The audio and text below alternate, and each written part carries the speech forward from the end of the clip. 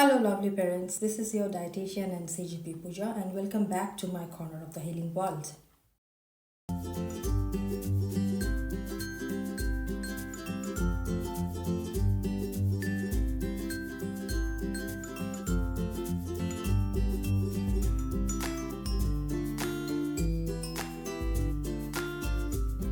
Today, I want to talk about getting started with GAPS diet and go over the steps you need to know before you begin the GAPS diet for your autistic kid. Before starting, it's crucial to understand the diet's principles, phases, and necessary preparations. The diet is based on the gut brain connection, suggesting that damaged gut lining, that is, leaky gut, leads to various neurological and behavioral issues for kids.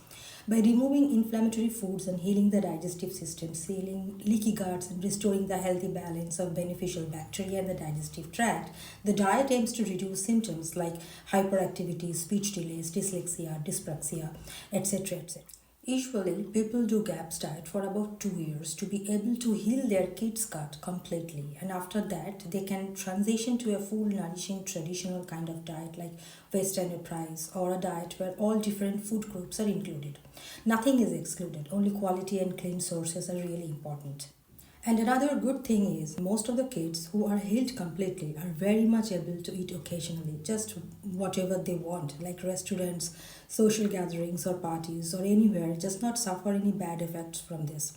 That is super awesome as per my own experience with my kid. So the most effective advice that I have for before starting the GAPS diet is to get and start reading the GAPS book. Get the latest revised and expanded edition of Better Understanding by Dr. Natasha Campbell McBride. I want to encourage you also, wherever you are at your GAPS journey, to not to get overwhelmed, one thing at a time. In the book, Dr. Natasha explained very easily with the process overall about what to expect, how to deal with it, with all the scientific scenarios, that you won't get overwhelmed with way too much information. But at the same time, she does clarifies with the scientific facts. So if you are that person who likes to check the evidence and science behind all the facts or backings for all the informations, she discussed it's all there. So you can just skim over and get the idea to walk around or dive deeper to soak the knowledge as much as possible.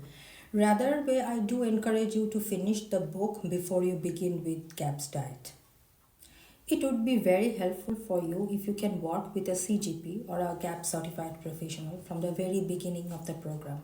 By this way, you may save your precious time and can work effortlessly and would be able to put errorless work with your autistic kids. They may help you to get rule out other medical conditions like food allergies, infections, metabolic disorders. They can help to design a suitable protocol just tailored to your kids' need. The next thing you want to do before you start working with GAPS diet is to make sure that you have your kitchen well prepared with some important equipments or utensils that you may want to have on hand.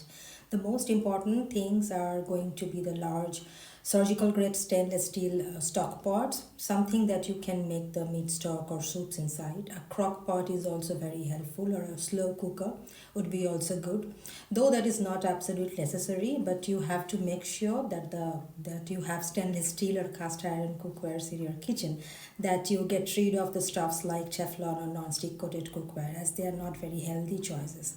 So you need to stick with stainless steel or cast iron sort of traditional cookware and be sure that you get rid of unnecessary toxic loads while healing.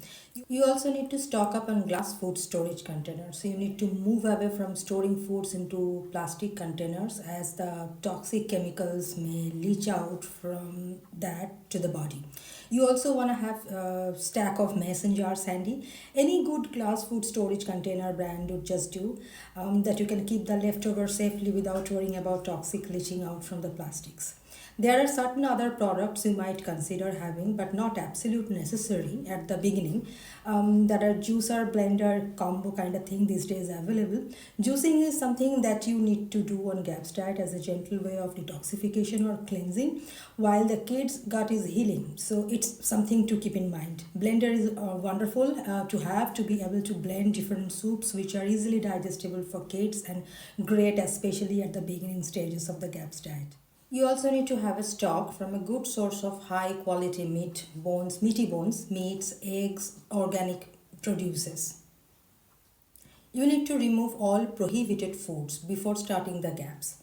Please check out my other video on eliminating food on GAPS diet to have some better idea. You need to eliminate like grains, sugar, processed food, starchy vegetables, raw dairy, and artificial additives. In general, healthy fats, ghee, coconut oil, organic meats, eggs, non-starchy veggies, fermented foods, nuts are allowed.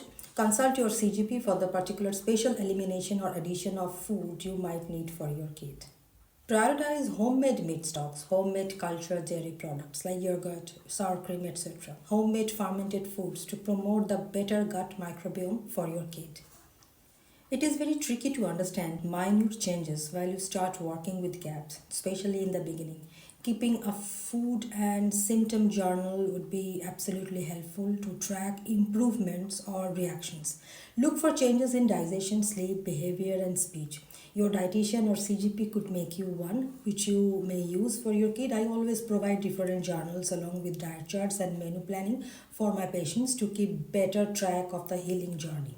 You need to be patient as healing can take months or even years. You may need to address picky eating challenges as many autistic kids have sensory aversions. Introduce new foods gradually one at a time, blend soups, use meat stocks in different favorite dishes, and offer small portions before even starting GAPS diet protocol. The recipe of GAPS meat stock you can find in my free ebook. Just check out the link in the description box to grab your copy. You may need to consider supplements for your kids if nutrient gaps persist, but which one is needed or which one is best for your kid's scenario? Only the CGP or the dietitian would be able to help. They need to check the details of the kids and then they can suggest. There is nothing general advice should be given on supplements, and different kids may have different needs.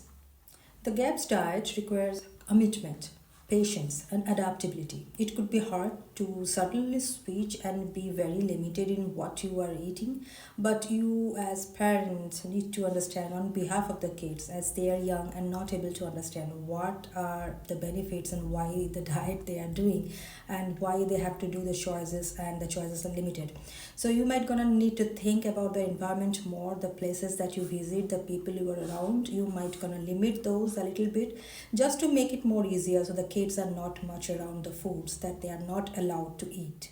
The diet could be restrictive and time consuming. Meal prep, homemade stocks, soups, fermented foods, cultured dairies are essential. Expect a transition period. Withdrawal symptoms like irritability or fatigue may occur. It's best and recommended to involve the whole family to avoid temptations and ensure consistency. You need to keep this in mind that yes, this is amount of work. It takes efforts to say no to certain type of foods, to stick to certain food regime, but be disciplined. But it is so worth it, every bit of it. There is another thing, not all of us are well exercised as seeing an end goal and sticking to the plan to get that end goal. Sometimes it's hard for people to look ahead and see the repercussions of the choices they made, what they're eating now, and what that's going to lead the kids in the future, whether it is good or bad. So really try to think about that. Maybe you are not started with the GAPS yet, but thinking what that the foods my kids are eating are doing to their bodies. Is it feeding their health or is it feeding disease?